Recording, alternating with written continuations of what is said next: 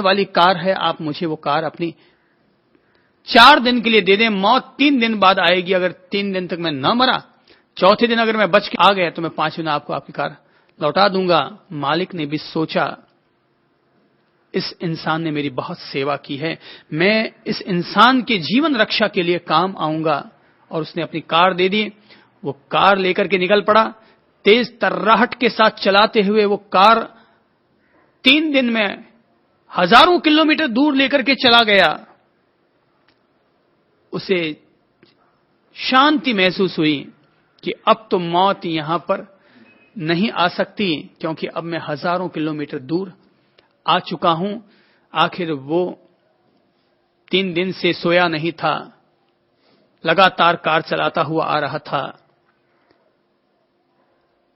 गांवों के बाहर, शहरों के बाहर, देशों के बाहर वो पहुंच चुका था। और आखिर एक सरोवर के किनारे उसने अपनी कार रोकी, बरगद की छाया में बैठा, 2 घूंट पानी पिए और चैन की सांस लेते हुए कहा, हां, अब मुझे विश्वास हो गया है कि अब मैं नहीं मरूंगा, क्योंकि मौत यहां तक तो आ ही नहीं सकेगी। वो ऐसा सोच ही रहा था कि तभी उसने देखा कि उसके इस कंधे पर, उसके सीधे कंधे पर किसी के हाथ का स्पर्श हुआ। वो चौंका, कौन? बोले, मैं तुम्हारी मौत। वो चौंका, बोले, तुम यहां कैसे आई? बोले, जैसे तुम आए वैसे ही मैं भी आई। बोले, तुम किसके जरिए आए? मैं तो कार में बैठकर आया था, पर तुम कैसे आई? बोले, जिस कार में तुम बैठकर आए थे उसी कार में मैं भी बैठकर आई थी। और तब ये संसार का सत्य स्थापित हो जाता है, मौत होनी तय है, जिसकी जहां होनी है उसकी वहां पर ही होगी। जब जो चीज तय है उसके बारे में क्या विचार करना, क्या चिंता करनी। हां, जो चीज तय नहीं है उसके बारे में विचार करो तो कर विचार तो पाम। कुछ विचार करोगे तो कुछ उपलब्ध होगा, पर जो तय है उसके बारे में विचार करके भी हम क्या कर लेंगे? अनित्यम, जीवन अनित्य है। पिताश्री, आप मुझे जाने की आज्ञा दीजिए, मैं मृत्यु का वर्ण करता हूं और यमराज के पास सशरीर पहुंचूंगा। इसी जीवन को लेकर के मैं यमराज के पास पहुंचूंगा। और पिताश्री, आपको भले ही खेद होता हो, पर मुझे बहुत खुशी है कि स्वयं आपने ही मुझे अनुज्ञा दे दी है, रजा दे दी है, आज्ञा दे दी है। अगर मैं खुद जाता मृत्यु के पास तो आप सभी लोग मेरे अंतराय लगाते, बाधक बनते कि बेटा मरो मत। पर जब आपने खुद ने ही रजामंदी से रजा दे दी है तो अब तो मुझे कोई दिक्कत ही नहीं है। और मैंने फैसला कर लिया मृत्यु के पास जाने के लिए, क्योंकि मुझे मृत्यु से कुछ जरूरी काम है, मुझे यमराज से कुछ संवाद करने हैं। तो जिन बातों का ज्ञान मैं इस पृथ्वी लोक पर उपलब्ध नहीं कर पाया, मैं उन बातों का ज्ञान यमलोक में जाकर के अर्जित करने का प्रयत्न करूंगा। अर्थात धरती पर रहकर कुछ सवाल ऐसे थे जो मैंने पिता से पूछे, कुछ सवाल ऐसे थे जो मैंने गुरु से पूछे, उनसे मुझे जवाब मिला। लेकिन कुछ सवाल ऐसे हैं जो कि मुझे उन लोगों से ही पूछने हैं जो लोग उन सवालों के मार्तंड ज्ञाता हैं। मृत्यु के बारे में हे पिताश्री, धरती के लोगों को ज्ञान नहीं है, लेकिन मृत्यु के बारे में मृत्यु देव को अवश्य ज्ञान है। तो मेरे कुछ ऐसे सवाल हैं, मेरे कुछ ऐसे प्रश्न हैं जो प्रश्न मुझे मृत्यु से पूछने होंगे। और तब कहते हैं, पुत्र वहां से निकल पड़ा, ठीक वैसे ही जैसे राम वनवास के लिए निकल पड़े। संभव है जैसे राम के लिए दशरथ मन से व्यथित हुए होंगे, तो नचिकेता के जाने पर भी उनके पिता उद्दालक व्यथित हुए होंगे, कलपने लगे होंगे, आर्त ध्यान रौद्र ध्यान करने लगे होंगे, शोकाकुल हो गए होंगे, खाना पीना ही उनका छूट गया होगा। लेकिन नचिकेता तो निकल पड़ा मृत्यु की ओर बढ़ने के लिए। लगा ली उसने समाधि जंगल में जाकर के, और अपने प्राण शरीर को यमलोक की ओर केंद्रित करते हुए, चूंकि एक ऋषि का पुत्र था तो संभव है उसे कई सिद्धियां भी उपलब्ध हों, वेदों का ज्ञाता था, इसलिए संभव है कि उस समय के उसे यंत्र मंत्र तंत्र सभी का ज्ञान हो। तो ज्ञान होने के नाते वो व्यक्ति सशरीर कहीं पर भी पहुंचने में समर्थ होगा।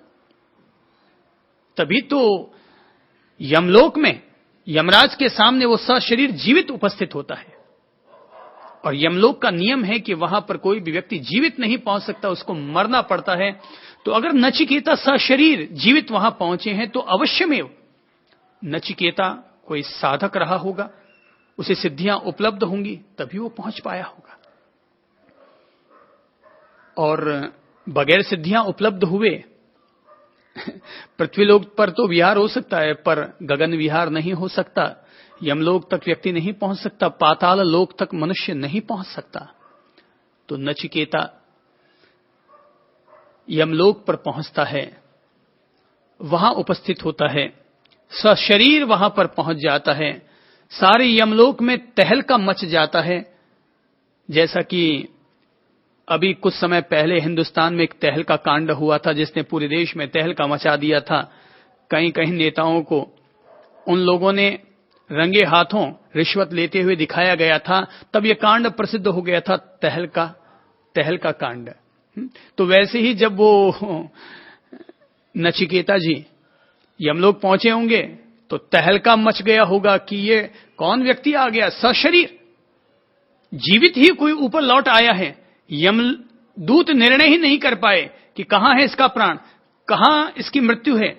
चित्रगुप्त भी सशंकित हो गया कि मेरे बही खाते में तो इसकी मृत्यु अभी लिखी हुई नहीं है, यह आ कैसे गया। तो यमलोक में अफरा तफरी मच गई होगी, लेकिन वो तो यमलोक के द्वार पर सशरीर ही उपस्थित हो गया।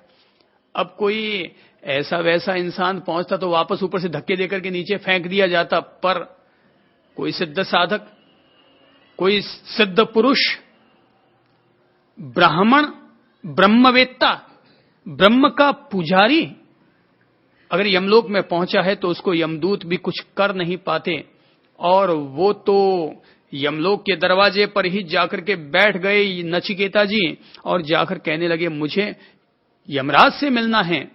जवाब मिलता है यमराज तो बाहर गए हुए हैं, 3 दिन लगेंगे उनको वापस आने में। बोले 3 दिन लगे या 33 दिन या 33 साल, ये नचिकेता इसी दरवाजे पर खड़ा रहेगा, क्योंकि मैं दान में दिया हुआ हूं उनको।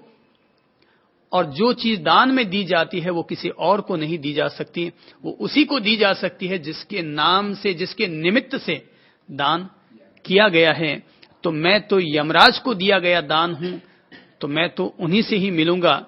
और देखता हूं कि धरती पर से अगर मेरे पिता उद्दालक ने मुझे यमलोक तक भेजा है तो यमराज मेरा क्या करते हैं, मुझे वापस धरती पर भेजते हैं या मुझे मृत्यु देते हैं या मेरे साथ क्या संवाद करते हैं। देखते हैं यमराज और नचिकेता आपस में मिल पाते हैं या नहीं मिल पाते, और अगर मिलते हैं तो उन लोगों को वहां से क्या मिलता है। धक्के देकर के नचिकेता को धरती पर भेज दिया जाता है या वहां से वे कुछ और आत्मज्ञान के खजाने, कुछ मृत्यु के रहस्य, कुछ जीवन के रहस्य, कुछ शास्त्रों के रहस्य, कुछ जगत के रहस्य लेकर के वो वहां से लौट कर आते हैं।